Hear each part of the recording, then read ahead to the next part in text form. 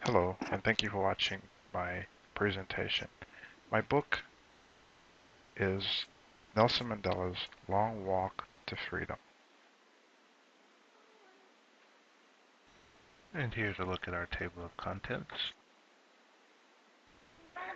The man we know today as Nelson Mandela was born under the tribal name of Roli Hlahla to the third wife of a clan leader in 1918 in the Transkei. He was later renamed by one of his English teachers in 1925 as Nelson. In 1948, Mr. Mandela and several of his colleagues founded the ANC's Youth League. He then transitioned into the role of the National Secretary and later into the role of being the president of the African National Congress's Youth League. He then moved on to be the first ANC deputy president. In 1952, he opened his law firm with his friend and colleague Oliver Tambo. And then really, after opening the first black law firm in South Africa, his struggle against apartheid intensified. In the 12 years leading up to him being sentenced to life was one of the most tumultuous periods in his life. After being sentenced to life in 21 years after being sentenced to life, in 1985, Mr. Mandela initiated secret talks with the South African government, which later led to his release in 1990. His principle-centered approach, as well as worldwide support for his vision, led to intense negotiations in 1989, which later led to his release. It also was a period in which the ban of the ANC, as well as several other political organizations in South Africa, was lifted. 3 years later, after being released in 1993, he was the well-deserved recipient of the Nobel Peace Prize. He later voted in his first election and became the first black president of South Africa. Now, let's take a look at Mr. Mandela's leadership style based on some of the theories we've discussed in class. The first is traits and skills. Mr. Mandela, as you can see from the picture on the right, clearly not a bad-looking fellow, certainly was very, and is still very an intelligent person. He was very confident, and this was evident in the fact that he was able to travel throughout the African continent and convince leaders before his arrest of the type of person he was, of his vision. And he gained not only their moral, but their financial support. He went for training, for example, in Tunisia. He traveled to Ghana, he traveled to Nigeria, he traveled to Ethiopia, and several other countries in Africa to gain the support, international support from leaders in various countries. And obviously from a skills perspective, he was a warrior by training.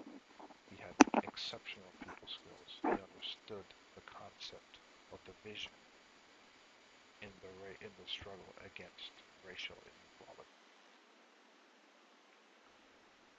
Now, if we take a look at path goal theory, Mr. Mandela definitely, despite the struggles and dangers that he and his followers faced, he was able to convince people to believe that the mission that they were on was definitely achievable. It was worthwhile, and they were indeed capable of achieving the mission. And to note, this not only happened within the confines of the prison cell, it extended outside to the country of South Africa. And not only did it extend beyond the prison cells into the country, but it's expanded out of the country, into the continent, out of the continent to a more global level. So definitely from a path goals perspective, his conviction and his charismatic style was able to convince people to take a path towards the goal he envisioned. Transformation. Charismatic leadership? I would definitely say so. He was charismatic regardless of the situation he found himself. And if you take a look at the picture here on the left, the top picture is a picture with with South Africa's football team. And half of the men in the picture are actually looking at the Mr. Mandela and not the camera, which is just evidence of the type of person, his magnetic personality, the honest, the awe of just being in his presence. So definitely he created an atmosphere and an aura that supported positive change. He was definitely a person who worked for the common good. He was self-confident, and he clearly articulated his goal in such a manner that enabled people to act. Now, the next slide, I will transition into authentic leadership theory and how it's within the context of Mr. Mandela's leadership style. Just a warning, here the video is not very clear, but I have printed the transcript as it was taken from his trial in 1964 prior to his conviction. I have fought against white domination, and I have fought against black domination. I have cherished the idea of a democratic and free society in which all persons will live together in harmony and with equal opportunities. It is an ideal for which I hope to live for and to see realized. But my Lord, if it needs be, it is an ideal for which I am prepared to die. So definitely his conviction, not the conviction of being arrested and thrown in jail, but his belief led to his conviction. So a bit of a pun here, but I think it is pertinent and it's appropriate to note the way in which he articulated his view. The conviction can be heard in his voice.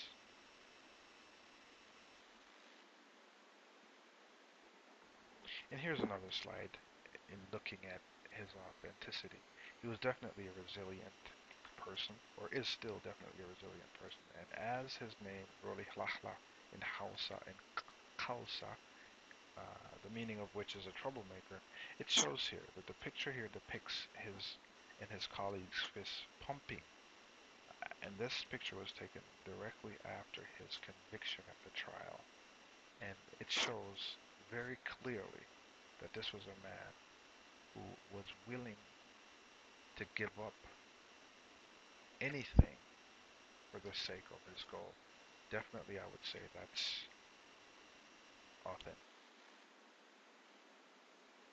A brief comparison between Mr. Mandela and myself. We both had humble beginnings. We both believe in social justice. We are willing to work and speak for the truth at all cost.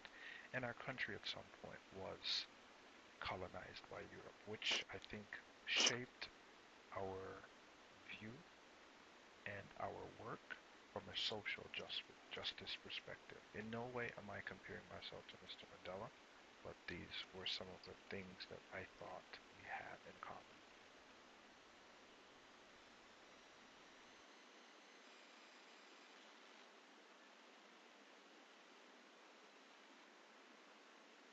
Definitely a must read. I definitely recommend it. I think everyone should read this book.